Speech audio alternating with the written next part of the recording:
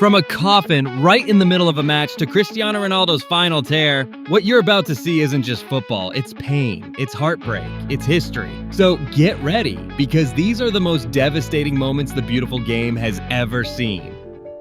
Cristiano Ronaldo, the machine, the leader. Ice cold until he wasn't. Qatar 2022. Portugal loses to Morocco. The World Cup dream dies. Cameras follow him. He walks toward the tunnel, holding back, refusing to cry. But once he's in the shadows, he breaks. Silent tears. Maybe the hardest of his life. Maybe his final World Cup. A kid jumps the fence trying to reach him, but is stopped. We'll never know what would have happened if Ronaldo had seen him. Now picture this. You're watching a regular league match in Iraq. Everything seems normal until a coffin is carried into the stadium.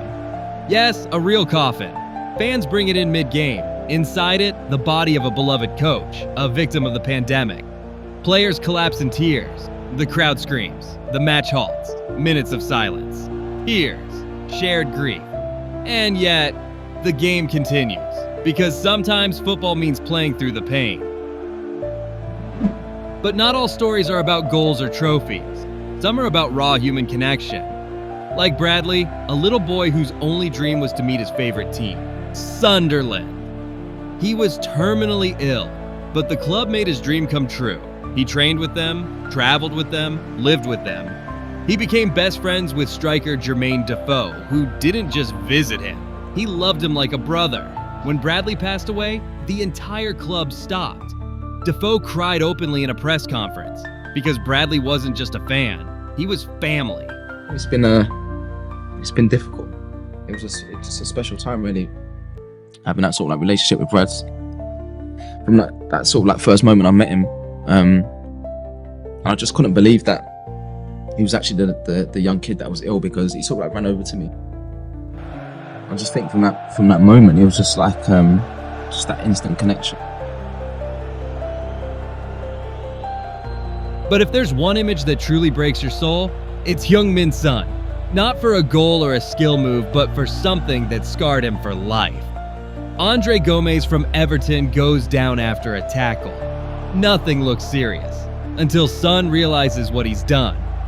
His face changes completely. Panic, regret, tears. Gomez's ankle was literally out of place. Son gets a red card, but the real punishment? The guilt. He broke down in the locker room. Didn't say a word. Couldn't even drive home. That moment, it still haunts him. It all starts with a scene no football fan ever wanted to witness. Kun Aguero, the Argentine icon and Manchester City legend, clutching his chest during a game. Minute 38.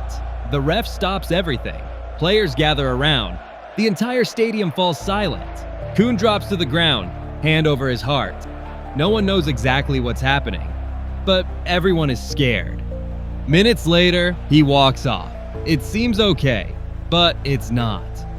What follows is heartbreaking. Ventricular arrhythmia, a diagnosis that ends his career on the spot. Just like that, one of the deadliest strikers of his generation unknowingly played his last professional match. Speaking of heartbreak, how could we forget the 7-1? Brazil versus Germany, 2014 World Cup.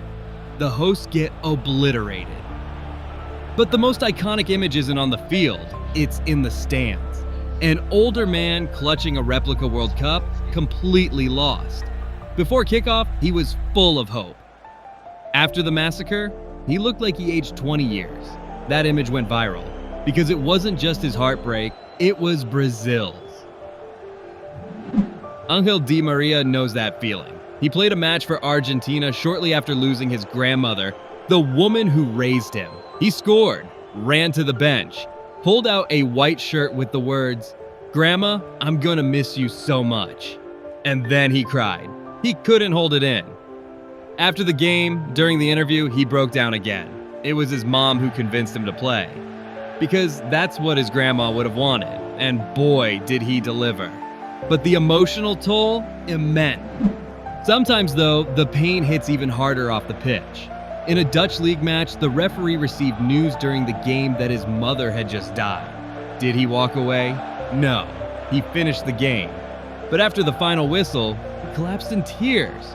Only one player walked over to comfort him. Virgil van Dijk.